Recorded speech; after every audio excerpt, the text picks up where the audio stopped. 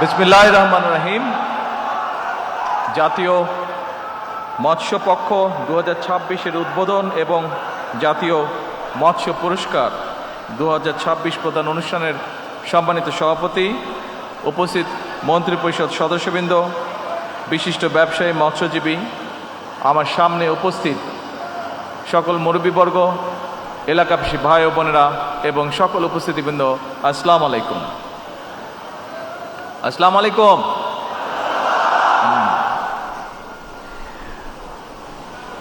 সম্মানিত উপস্থিতিবৃন্দ, দেশে মৎস্য উৎপাদন বৃদ্ধি, মৎস্য উৎপাদন সংক্রান্ত উদ্ভাবনী প্রযুক্তির ব্যবহার, গবেষণা প্রশিক্ষণ, জীববৈচিত্র্য সংরক্ষণ, মৎস্য রফতানি সম্প্রসারণ, মৎস্য খাতে কর্মসংস্থান সৃষ্টি এবং টেকসই মৎস্য উন্নয়নের অবদান রাখার স্বীকৃতি স্বরূপ আজ যেসব ব্যক্তি, সংগঠন ও প্রতিষ্ঠান জাতীয় মৎস্য পদক পেলেন, আমি শুরুতেই আপনাদেরকে জানাই আন্তরিক অভিনন্দন।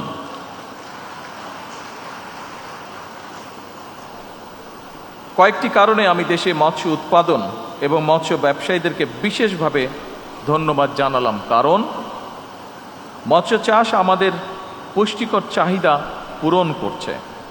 মাছ চাষ, মাছ ধরা, পরিবহন, প্রক্রিয়াজাতকরণ এবং বিক্রয়, এই পুরো প্রক্রিয়ায় বহু মানুষের কর্মসংস্থানের সৃষ্টি হয়েছে। প্রান্তিক জনগোষ্ঠীর আয় বাড়াতে মৎস্য খাতের অতুলনীয় ভূমিকা রাখছে। নদীমাতৃক বাংলাদেশে পুকুর, বিল, হাওর, বাওর এবং অন্যান্য জলাশয় কাজে লাগিয়ে কিংবা অল্প জমি ব্যবহার করে মাছ চাষের মাধ্যমে স্বাবলম্বী হওয়ার সুযোগ রয়েছে এবং এ কারণে আমরা সিদ্ধান্ত গ্রহণ করেছি, সরকার সমগ্র বাংলাদেশে এরকম অনেক জলাশয় আছে, হাওর আছে, বিল আছে, পুকুর আছে, যেগুলি পড়ে রয়েছে বিনা কারণে। আমরা সিদ্ধান্ত করেছি এগুলোকে সংস্কার করার মাধ্যমে সরকারের পক্ষ থেকে আমরা এগুলোতে মাছের পোনা ছাড়তে চাই এবং যেই পুকুরগুলো বা যেই হাওর বিলগুলো যেই এলাকায়, যে জলাশয়গুলো যে এলাকায় হবে, সেই এলাকার তরুণ যারা আছেন তাদের মধ্যে সুন্দরভাবে আমরা এটা বন্টন করতে চাই, যাতে করে কর্মসংস্থানের ব্যবস্থা হয় তাদের। এ ব্যাপারে এরই ভিতরে আমি মৎস্য মন্ত্রণালয়ের দায়িত্ব নিয়োজিত আমাদের টুকুকে এর মধ্যে নির্দেশনা দেওয়া হয়েছে। প্রিয় উপস্থিতিবৃন্দ, সর্বোপরি চিংড়ি সহ বিভিন্ন মাছ ও মৎস্যজাত পণ্য বিদেশে রফতানি করে প্রচুর পরিমাণে বৈদেশিক মুদ্রা বাংলাদেশ অর্জন করছে। 2025-26 অর্থ বছরে বিশ্বের প্রায় 52টি দেশে মৎস্য এবং মৎস্যজাত পণ্য রফতানি করে বাংলাদেশ 6,000 কোটি টাকার বেশি সমমূল্যের বৈদেশিক মুদ্রা অর্জন করেছে এবং এর কৃতিত্ব আমি মনে করি এখানে যে সকল উদ্যোক্তা আছেন যারা আজকে পুরস্কৃত হয়েছেন, যে সকল ব্যবসায়ী আছেন, যে সকল মৎস্য কৃষক আছেন সহ এই খাতে যারা সম্পৃক্ত প্রত্যেকটি মানুষ এটার এই ক্রেডিটের দাবিদার। প্রত্যেককে আমি জানাই আন্তরিকভাবে ধন্যবাদ। এবং এ কারণেই বর্তমানে সারা বিশ্বের কাছে এশিয়ার দেশগুলো ক্রমেই মিঠা পানির মাছ উৎপাদনের কেন্দ্রে পরিণত হতে চলেছে এবং এই ক্ষেত্রে বাংলাদেশের সম্ভাবনা অত্যন্ত উজ্জ্বল। আপনারা জানলে খুশি হবেন, গত জুন মাসে জাতিসংঘের খাদ্য ও কৃষি সংস্থা FAO প্রকাশিত একটি রিপোর্টে বলা হয়েছে, মাছ সহ জলজ প্রাণী উৎপাদনের ক্ষেত্রে বিশ্বে বাংলাদেশের অবস্থান পঞ্চম। তবে বিশ্বে আভ্যন্তরীণ জলাশয় থেকে মাছ আহরণে বাংলাদেশের অবস্থান দ্বিতীয়। অর্থাৎ বিশ্বের সব রকমের পরিসংখ্যানেই দেখা যায় মৎস্য চাষ কিংবা মৎস্য আহরণে বিশ্বে বাংলাদেশের সম্ভাবনা অত্যন্ত উজ্জ্বল। বর্তমানে এই উজ্জ্বল সম্ভাবনা থাকার ফলে আমরা যদি পরিকল্পিতভাবে পরিশ্রম করি, এখান থেকে বহু মানুষের কর্মসংস্থান যেমন হবে, একই সাথে আমরা আরও অনেক বেশি পরিমাণের বৈদেশিক মুদ্রা অর্জন করতে সক্ষম হব। সম্মানিত উপস্থিতিবৃন্দ, আপনারা যারা মৎস্য উৎপাদন এবং বিতরণের সঙ্গে সংশ্লিষ্ট নিঃসন্দেহে আপনারা জানেন, মৎস্য অধিদপ্তরের উদ্যোগে খুলনা অঞ্চলে ৩০০টি ক্লাস্টার গঠন করে ক্লাস্টার ভিত্তিক চিংড়ি চাষ উন্নয়নের মাধ্যমে ইতিমধ্যে ৭৫০০ ঘেরে উৎপাদন গড়ে দ্বিগুণেরও বেশি বৃদ্ধি পেয়েছে। পাশাপাশি কক্সবাজার জেলার চকরিয়া উপজেলায় ৭,০০০ একর জমিতে চিংড়ি চাষ উন্নয়নের জন্য অবকাঠামো উন্নয়ন সহ শ্রিম্প সিটি মাস্টার প্ল্যান প্রণয়ন করা হয়েছে। এর ভিতরে শুধু চিংড়িই নয়, বাংলাদেশের ঐতিহ্য ইলিশ মাছ উৎপাদন এবং সংরক্ষণের ব্যাপারেও সরকার গুরুত্বপূর্ণ পদক্ষেপ গ্রহণ করছে। ইলিশ শুধু জাতীয় মাছ কিংবা একটি অর্থনৈতিক সম্পত্তি নয়, এটি বাংলাদেশের জিআই পণ্য হিসেবেও বিশ্বে স্বীকৃত। দেশের মোট মৎস্য উৎপাদনে ইলিশের অবদান প্রায় 10%, যা দেশজ জিডিপির 1%-এরও বেশি। 2003-04 সালে বিএনপি সরকারের সময় Ilsha fisheries management action plan প্রণয়ন করা হয়েছিল, যার ফলে পরবর্তীতে ইলিশ মাছের উৎপাদন সমগ্র বাংলাদেশে অনেক বেশি পরিমাণে বৃদ্ধি পেয়েছে। সম্মানিত উপস্থিতিবৃন্দ, বাংলাদেশে প্রায় 14 লক্ষ নারী, বর্তমানে দেশের প্রায় 2 কোটি মানুষ প্রত্যক্ষ কিংবা পরোক্ষভাবে মৎস্য খাতের উপরে নির্ভরশীল এবং সে কারণেই এই সেক্টরকে নির্বিঘ্ন এবং নিরাপদ রাখতে সরকার বিশেষ দায়িত্ব বলে মনে করে। বর্তমান সরকার মৎস্য, পশু সম্পদ এবং জলজ খাতকে অগ্রাধিকার তালিকায় রেখেছে, কারণ আমরা যদি আমাদের আবহমান কালের ঐতিহ্য দেখি, অর্থনীতি দেখি, আমাদের দেশের বহু কোটি মানুষ এই পেশাগুলোর সাথে সম্পৃক্ত।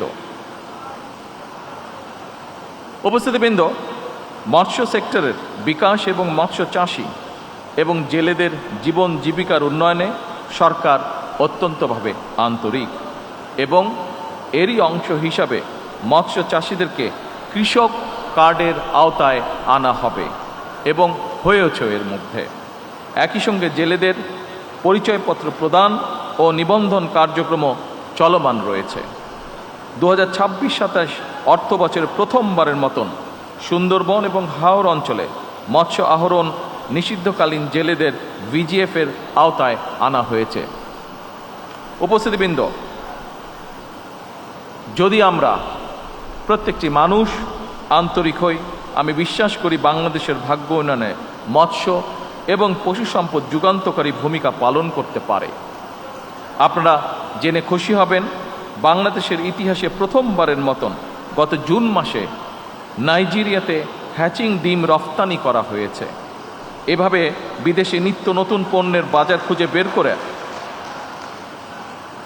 বের করার জন্য আমি উদ্যোক্তা বা ব্যবসায়ীদের প্রতি আন্তরিক আহ্বান জানাই এবং এক্ষেত্রে সরকারের কোনো সহযোগিতা প্রয়োজন হলে আমাদেরকে জানাবেন, আমরা আমাদের সর্বোচ্চ দিয়ে আপনাদেরকে সহযোগিতা করব ইনশাআল্লাহ। সম্মানিত উপস্থিতিবৃন্দ, আপনারা জেনে খুশি হবেন, প্রযুক্তি নির্ভর কর্মসংস্থান সৃষ্টি এবং গবেষণা উদ্ভাবনকে উৎসাহিত করে জ্ঞানভিত্তিক অর্থনীতি গড়ে তুলতে বর্তমান সরকার 500 কোটি টাকার স্টার্ট আপ ফান্ড গঠন করেছে। এই ফান্ড থেকে সম্ভাবনাময় স্টার্ট আপের জন্য, অর্থাৎ শিল্প উদ্যোক্তা বা শিল্প শুরু করার জন্য সরকার 5 লক্ষ থেকে 5 কোটি টাকা পর্যন্ত গ্রান্ট দেবে, ঋণ নয় গ্রান্ট দেবে। সুতরাং এই সুযোগ গ্রহণ করে এগিয়ে আসার জন্য আমি নতুন উদ্যোক্তা যারা আছেন তাদেরকে বিশেষভাবে আহ্বান জানাতে চাই। সম্মানিত উপস্থিতিবৃন্দ, আমরা আজকে এখানে মৎস্য নিয়ে কথা বলছি। মৎস্যের সাথে আরেকটি খুব গুরুত্বপূর্ণ বিষয় আছে যেটি খুব সংক্ষেপে আমি আপনাদের সামনে উল্লেখ করতে চাই, সেটি হচ্ছে পরিবেশ। যে কোনোভাবেই হোক, যেভাবেই হোক, যে কারণেই হোক, আমরা খেয়াল করে দেখছি আমাদের খাল বিল নদী নালা যে সকল হাওর বিল যে সকল আছে সবগুলোর পরিবেশ ধীরে ধীরে আমাদের ব্যবহৃত বিভিন্ন যে আবর্জনা আছে, বিভিন্ন রকম টিস্যু পেপার, প্লাস্টিক, পানির বোতল, এইসবের কারণে ধীরে ধীরে এই জলাশয়গুলোর পরিবেশ নষ্ট হয়ে যাচ্ছে। আমরা যদি সত্যিকারভাবে সচেতন হই আমরা যদি নিজেদের পরিবেশ রক্ষা করতে চাই এবং একই সাথে আপনারা এখানে যারা উপস্থিত আছেন অধিকাংশ মানুষ হয়তো মৎস্য পেশার সাথে জড়িত, এবং মাছকে যদি আমরা বাঁচাতে চাই, আসুন একই সাথে আমাদেরকে আমাদের পরিবেশের প্রতিও খেয়াল রাখতে হবে, আমাদেরকে আমাদের পরিবেশকে রক্ষা করতে হবে। আমরা যদি পরিবেশকে রক্ষা করতে পারি, আমরা যেমন একটি সুস্থ পরিবেশের মধ্যে বসবাস করতে পারবো, আমাদের সন্তানেরা সুস্থ পরিবেশে বসবাস করতে পারবে আগামী দিনে, একইভাবে আমাদের মৎস্য, আমাদের পশু, সকল কিছু আমরা একটি সুস্থ পরিবেশের মধ্যে গড়ে তুলতে সক্ষম হব।